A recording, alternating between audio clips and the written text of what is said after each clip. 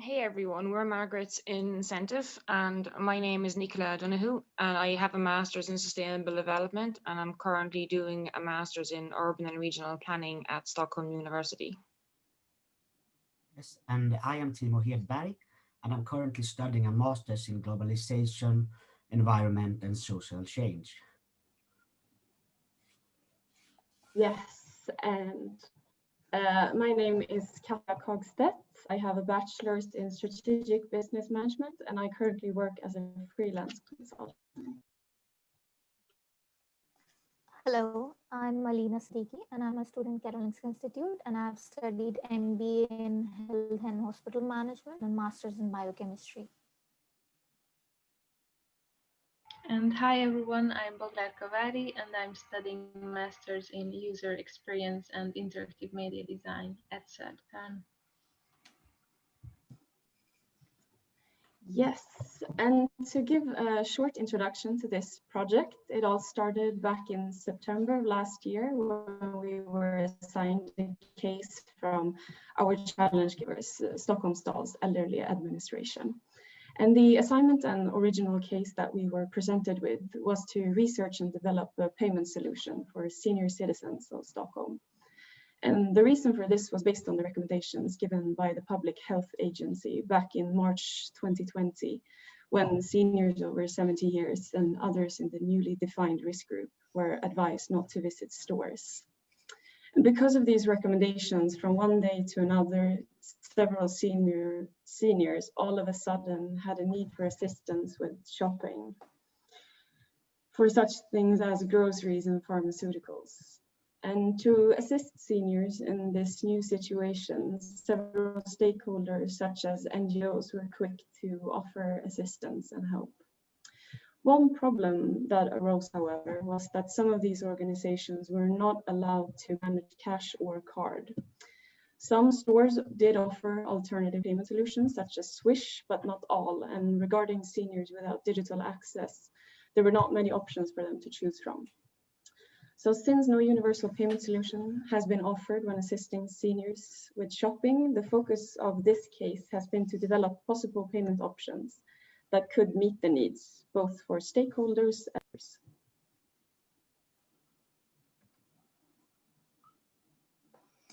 In the presentation from our challenge givers, back in September, we were presented with the persona of Margaret, an 80-year-old woman living alone in Stockholm with no nearby family, not receiving assistance from the home care service, and with no accessibility to digital devices, nor the knowledge in how to use them. She is a part of the group of the seniors that are in urgent need of getting groceries and pharmaceuticals in these times and need assistance with it. But it is still important for her to be and feel independent. This persona gives us an idea of to whom the project was aimed for. Margaret and others in the same situation as her are this study's primary target group, and therefore we decided that the name of this project should include and represent her as well as her equals.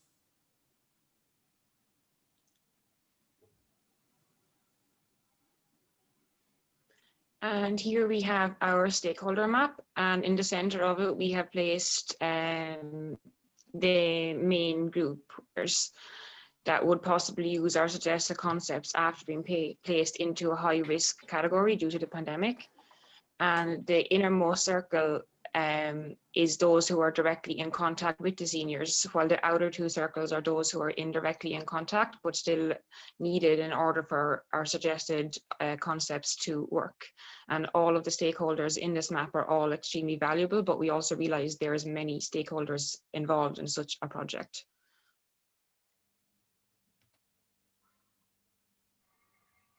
So we have reached out to numerous stakeholders, but the ones that we actually gathered information and insights from were the following: Stockholm Stadsmission, 11 Stockholm city districts, 3 grocery stores, and 15 seniors of Stockholm between the age of 70 and 95 years.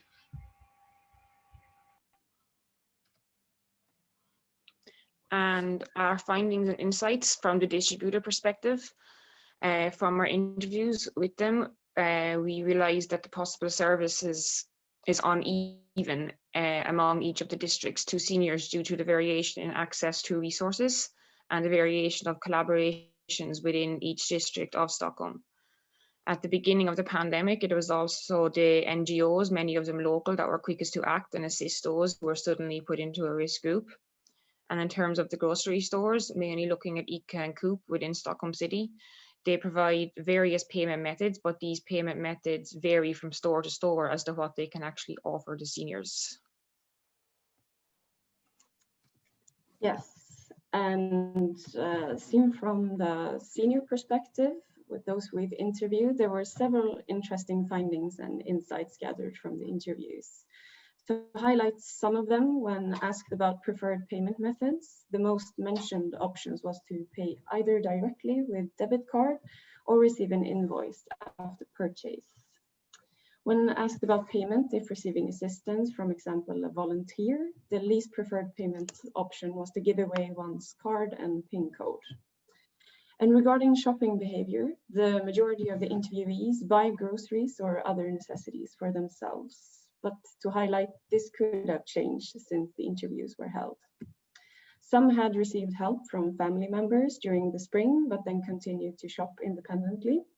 One had learned how to order online, and another had received help with ordering by phone via her local district. The majority of the interviewees had digital access to either a smartphone or a computer or both. Only one of the informants had no digital access, and she is 95 years old, wants to get a smartphone, and is eager to learn. So based on our findings and insights, we created our point of view, which is a reframing of a design challenge. First of all, let's begin with that we had 3 other point of views before this one. But since during the process we realized that it was not only a need during the pandemic, but a need for a long-term solution for a temporary problem such as sudden illnesses, broken bones, etc. Therefore, we changed the format of our point of view to a question statement to make it more of an actionable problem statement, which is the following. How might we offer a payment solution for seniors and citizens of Stockholm who have a temporary need of assistance? So, we also created some personas based on the insights gained on the interviews, and I will present them and focus on digital access and payment. And we found the Margaret persona from the challenge giver very useful to repurpose, as she was confirmed by the insights. But we added 2 more personas as well. Björn have received help from family members how to use digital services during the pandemic and has seen his knowledge increase. His family has also helped him shop, but he would prefer to be more independent. He prefers card for payment, but does not want to lend the card out to others. Laura is more recently retired and younger than the others. She already has experience with using computers and smartphones and uses them to keep in touch with friends and family. She can already shop for herself through the internet and pay and does not really need help. For our final concepts, we have concept 1, which is a client fund account, and concept 2, which is a library payment boot. We wanted the final concepts to focus on the different user needs that we gathered from our interviews. And there was a clear distinction between those who could use digital options and those who cannot or are not interested in learning how to do so. Therefore, we wanted to suggest a digital and a non or semi-digital solution to help seniors in this situation. Concept 1 is therefore a non-digital service that allows for more independence, while concept 2 is a digital assistance service for those who may not have a smartphone or a laptop or access to any sort of internet. But both concepts have accessibility as key factors and are accessible for those who are in different situations in terms of digital or non-digital knowledge.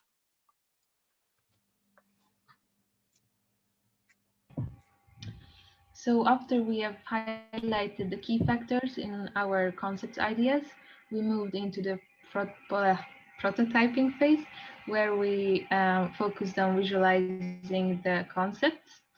And in order to meet the expectations of our point of view, we first created an overview of the network system with the different stakeholders who we plan to involve in this in these concept ideas.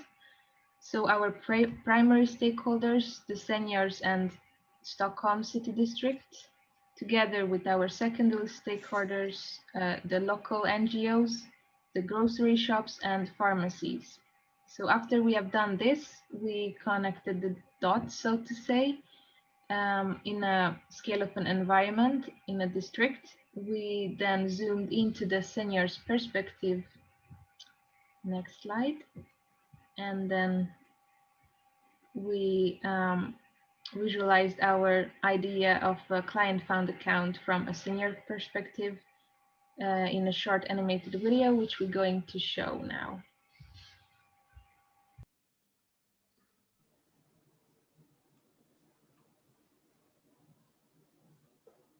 In this video, we will show you the journey of setting up and using a client fund account.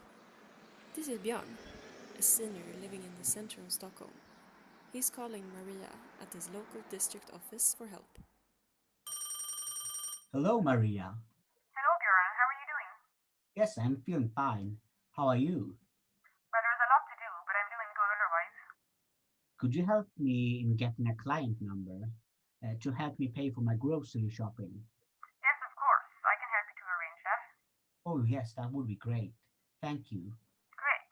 You will receive your number in the post when we are done. The city district will be in charge of setting up a customer number for Björn that can be used in the local grocery store. The district will be in charge of giving his number to the store, but won't share any other personal information. When he has gotten his number in the mail, Björn calls Kim at his local store to order. Hello, Kim. It's Björn. Hello, Björn. How can I help you? I need some help with shopping. Customer number is 78679823. I've noted your number. What would you like to order? I'd like to order milk and fresh bread. You would like to order milk and fresh bread. Is that correct? Yes, that's correct. Great. We will deliver it to you. It should be arriving this afternoon. Is that all right? Yes, that's all right. Thank you very much for the help. Goodbye. Bye.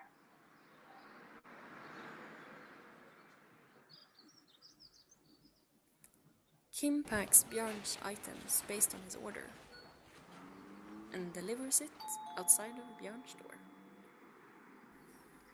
Björn receives his groceries and the invoice for his order. He fills in the payment information on a post-Euro check and posts it at his nearest post box.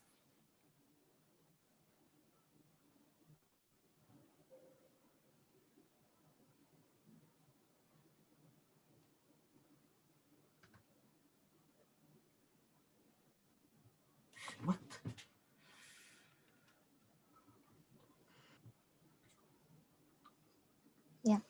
So we had tested concepts through the surveys from the distributors as well as from the seniors. The feedback which we received from the distributors consists of a total of 9 responses, among which 7 were from female and 2 were from male.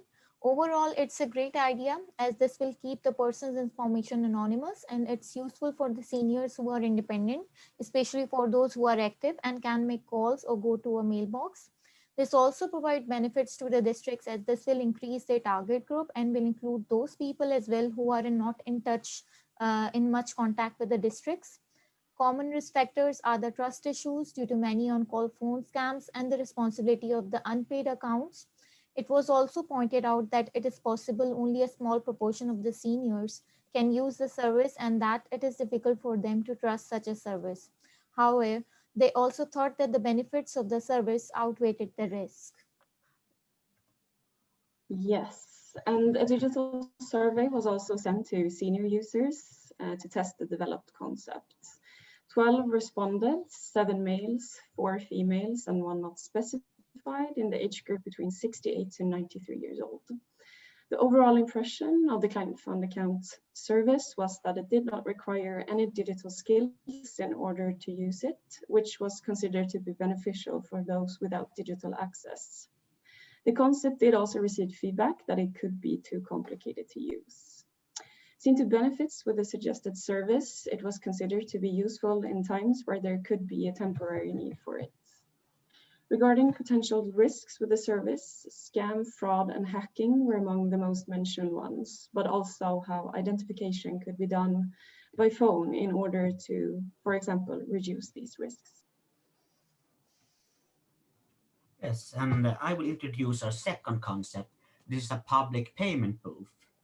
And as you can hear by the name, it's a booth in a public place meant for payment.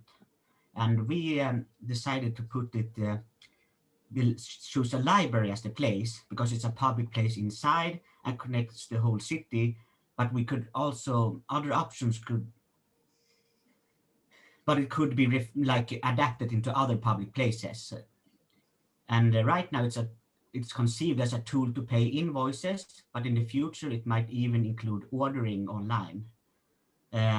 It requires guidance on how to use it, and perhaps the library staff could be a resource to use as they already help senior citizens with to learn how to use digital services. And currently it requires a bank account ID and an invoice to use, though that might come to change. And I will now briefly go through how this is thought to work in our storybook board prototype that we have created. Björn books a time at a local library through the phone from his home. When he arrives at the appointed time, the staff lets him in and he arrives at the booth. He chooses to log in with his social security number or library account. He chooses whether to pay or order and chooses pay, and then sign into his bank. He signs in as usual to his bank and then gets the option to enter his invoice. He chooses to scan his invoice using the scanner on the side. He then has to choose his payment option. He chooses to pay with card and pays in the same way with the card reader as in a store. The payment is now completed. Yeah, so this is the feedback which we received while testing the concept of the public payment booth from the distributors. The feedback which we received from the distributors consists of basically 9 total responses, among which 7 were from female and 2 were from male. The overall impression is that it is useful for the independent seniors who can visit the libraries. Some respondents are concerned about the several steps involved in the process, while some says to use other places as alternative than libraries. For example, if all the health centers could provide this service, as many seniors visit the health centers when they need the medical contact. Some respondents also said that it's beneficial as it is a smart way of using known payment option. Risks from the distributor sides are the scenarios in which the credit card gets stolen or misplaced, the insecurity of the data on a public computer, and increased responsibility for the districts. The feedback which we received from the senior side consists of basically 12 respondents in the ages between 68 to 93 years old. Yeah. Among which 4 were from female and 7 were from male and 1 not specified. The overall impression which we received from the feedback of the seniors is that it's too complicated for the seniors without any digital experience. It is good that the staff is available to help and provide support to the seniors. Demand might be limited with the time, as most seniors can handle a computer now and are in a learning phase. Some respondents said that it is beneficial as it is useful and simple vision, especially for those who are not able to buy digital devices. The risks from the seniors are if any senior unknowingly revealed the banking information in front of the library staff and the open public environment. And finally, we would like to suggest our future recommendations. Many seniors and distributors asked if it was possible to have the information and questions in both English and Swedish. So we would suggest a survey in Swedish for those who prefer it. And if more easily possible in the future, testing in person would be more beneficial to such a project and contacting seniors, and also would allow a possibility to create a pilot project, such as a library boot in a library within Stockholm, to see how it works and to get more feedback. There is a need for such services as a long-term solution, but also for temporary situations for those who may suddenly become ill or get injured and need some form of assistance. While communication between all actors involved is key for such a project, as mentioned earlier, there are many stakeholders involved and they need to all be clear in the roles of the project. And finally, we would like to thank everyone for listening and to thank our challenge givers for all their help throughout this project.